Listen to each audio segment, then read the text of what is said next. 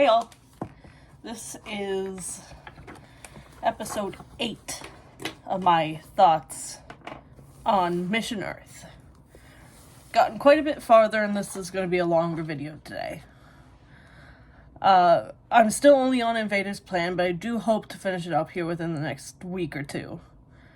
It's a very dense book.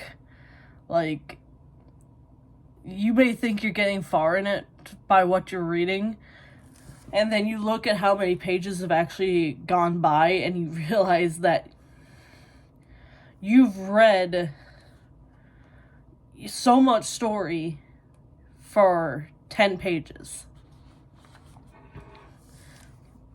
So yeah, I can only hope that I'm going to get it done within the next week or so, and that's my goal.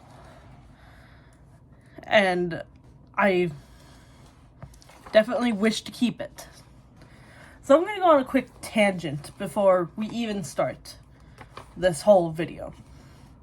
My favorite character so far has been Sultan Gris. He is my favorite character. Why? Why is he my favorite?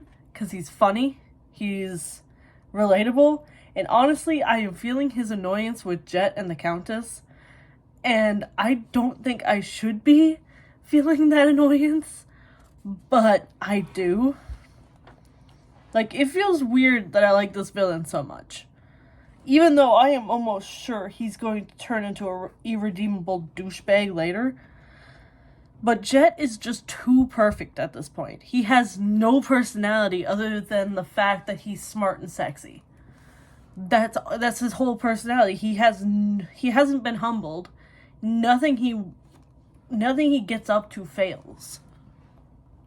So, it's kind of boring, honestly. Jet's a little bit of a boring character, and it's getting really disappointing.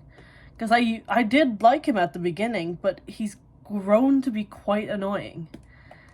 And I think that's a little bit of Sultan talking, where he has grown to be quite annoying.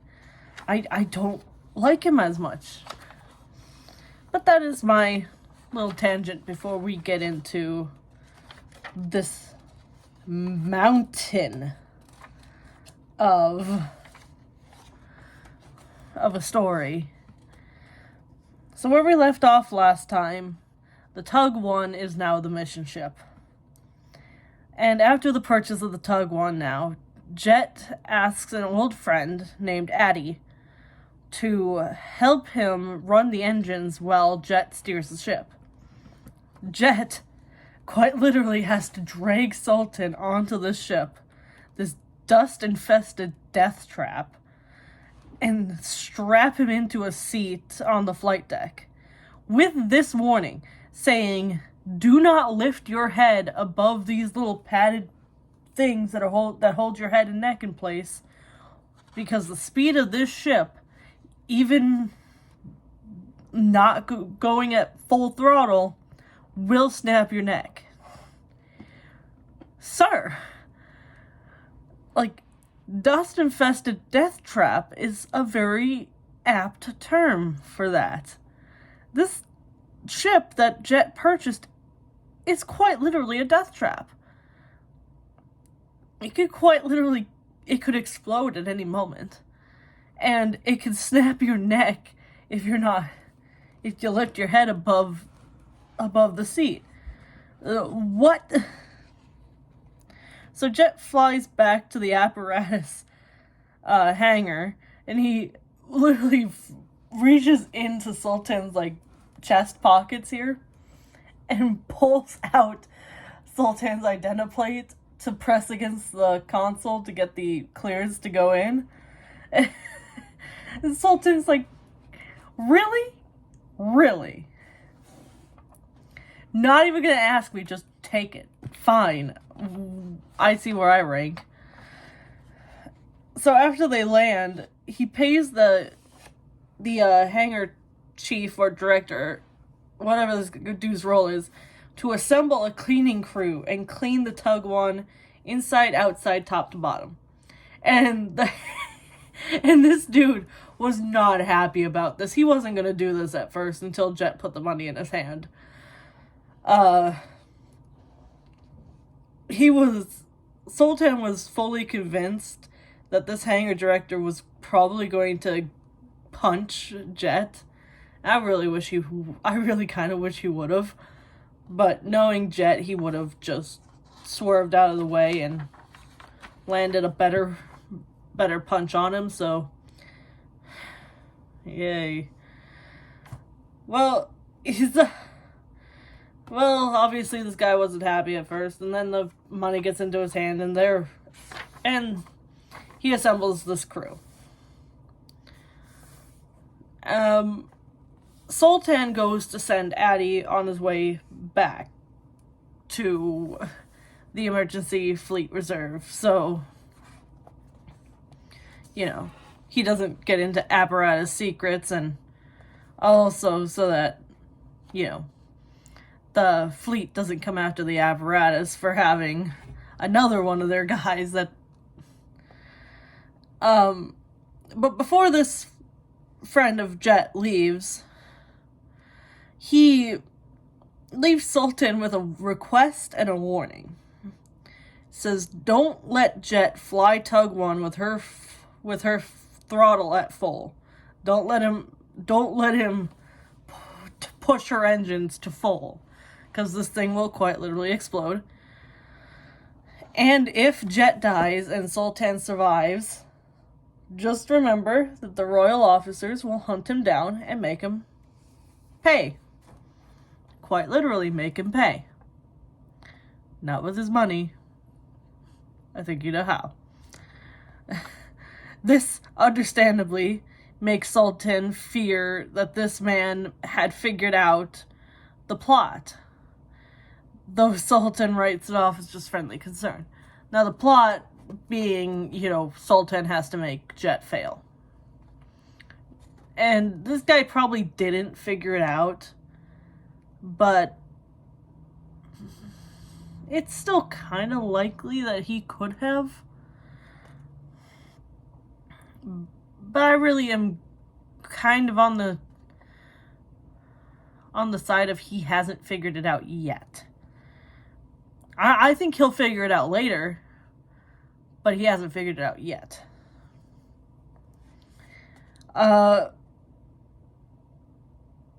After this, you know, Addy leaves and the cleaning of the Tug 1 is underway. And Jet, has arranged for a vendor to provide drinks and sweet buns to the men if they manage to get the job done to fleet officer standards by 4 in the afternoon, which is about 5-6 hours, I think they said, is what they had to do this job. So this prompted these normally unmotivated people to get this job done to standards by 4. During the time that this cleaning is happening, Jet is busy making phone calls to get the ship up and running and ready for this long haul to Blito 3 or Earth. He wants to make sure that it has enough gas, it has like the same connections an RV would have, like water, sewage, stuff like that, electricity, stuff like that. So he wants to make sure that it can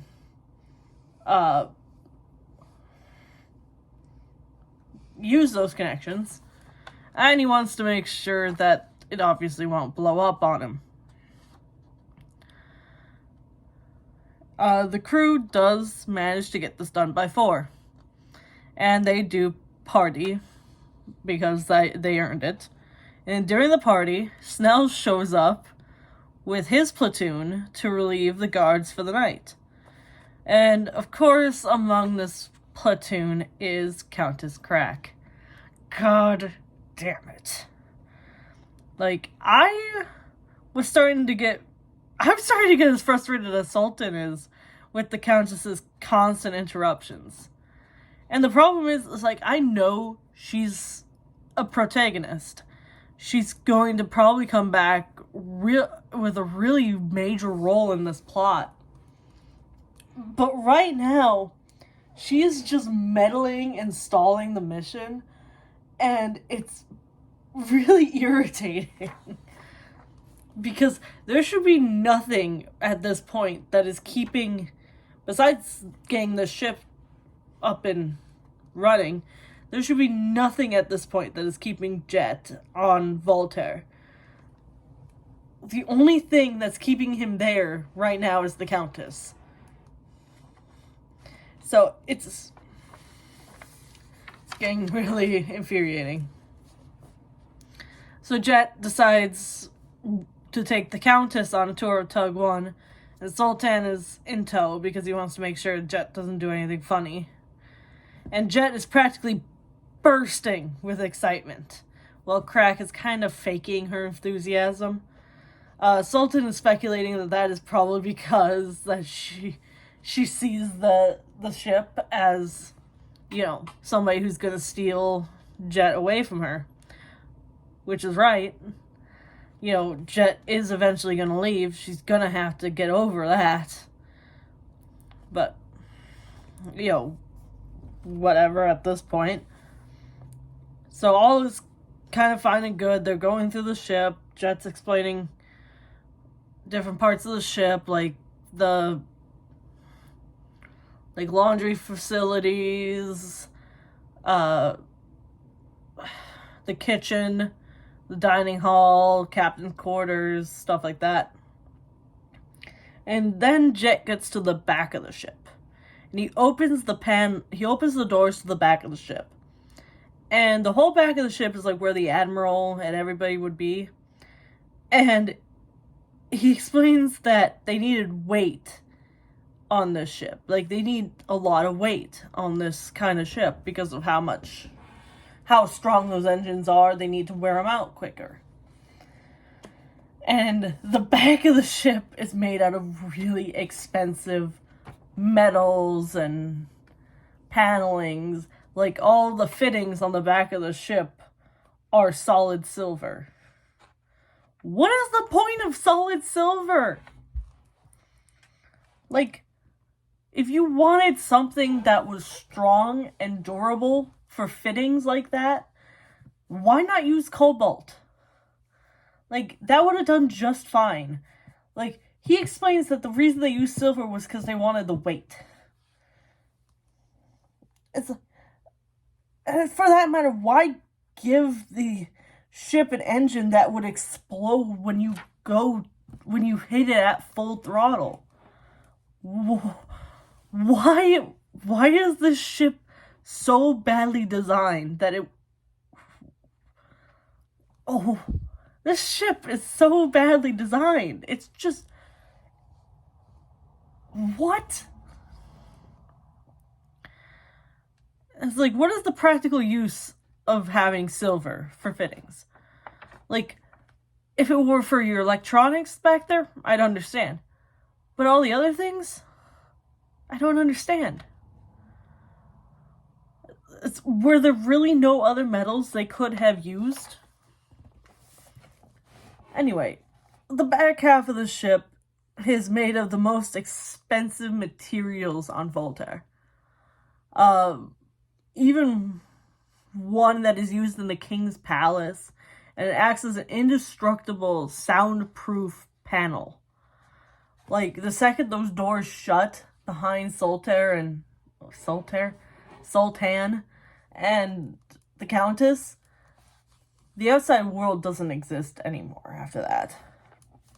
There's also gold on this ship, like gold plates and silverware, and like gold bedposts and stuff like that. Like, why is this ship so equipped with this kind of stuff? What practical use did this serve? This was supposed to be a battleship, right? Or at least a mission ship for the fleet. Why was there so much, like, expensive metals in this ship? So Jet guides these two around the back of the ship, And they walk into a large room that acts as a large projector screen.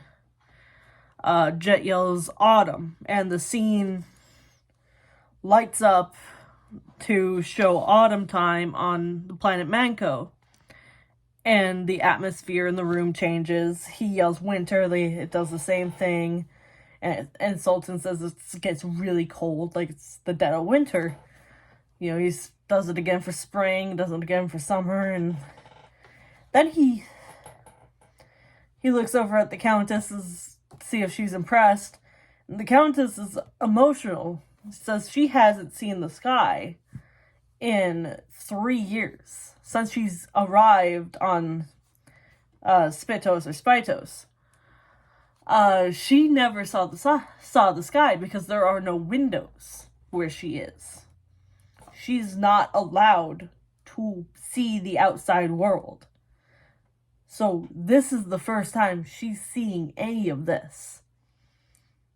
Even her going to the hangar is the first time she's seen the outside of Spitos or Spitos for the first time. That's the first time she's seen it in 3 years. First time she's seen the sky or anything like that.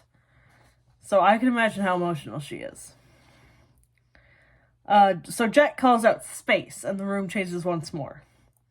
And it kind of fills the room with a bunch of stars, planets, nebulas, and it looks so eerily similar to what actual space looks like.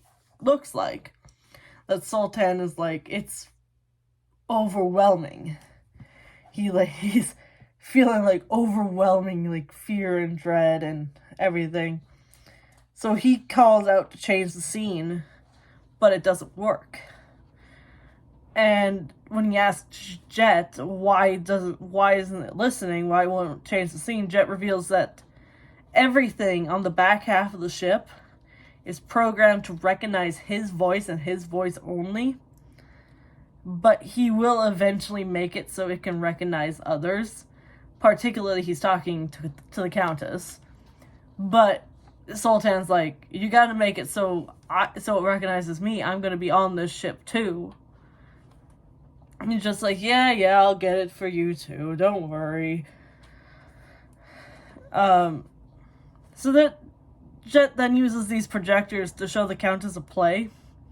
And afterwards, he brings her over to like a shower room and presents her with a new night dress and other things to wear. And Sultan and Jet leave so she could clean herself up and get dressed. And this is when Sultan finally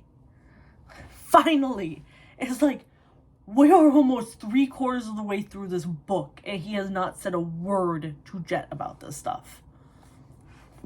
He finally confronts Jet, stating that Jet just used him to get a fancy ship and was just stalling the mission. Like, Jet had no intention of leaving. You know, Sultan's like, you're just using me to fund you having fun now. And Jet goes, yeah, I am. You said it yourself that Spitos is too filthy for me. So I'm getting a ship and I'm making sure that I'm staying there. So that way I'm not somewhere that's too filthy for me. Which, wow, Jet. Wow. Dick move, man. Like, that was like unnecessarily mean. So Sultan, of course, storms off. And after he storms off, he realizes that he is flat broke. He has no money. All of the money that Jet has been using has come from the whatever the fleet sent Jet, and what Snell's gambled away of Sultan's money. So Sultan is flat broke. He doesn't have money. And he can't go and take out loans again because he has no more to loan out. So he's hungry, he has nowhere to sleep, and he's broke. Not a very good situation that Sultan is in right now. And we're eventually going to realize that it's going to tell us the timeline of events. I'm just going to spoil it now. Sultan hasn't eaten for over 48 hours at this point. So he's really, really hungry. He's really thirsty too. And he desperately needs a place to sleep. So he decides to try to scare the money out of Snell's. But that doesn't go very well. Because apparently his thing was like, you had to bribe this person, this person, this person, and this person. And Snell's like, I didn't have to bribe nobody. And reveals that, it was a clever plot involving using a trans woman to replacing the Countess with this trans woman. And they, snuck the Countess past the guards. Because the guards would have been used to seeing the other trans woman, and the Countess and the trans woman look similar, so yeah. Also, it was really insensitive the way they talked about this trans person, so I'm trying to be, as sensitive as I can, but it's a little it's really insensitive, the way they talk about this person, so, yeah. We're just gonna keep it where I said it, because that's the best way to describe it.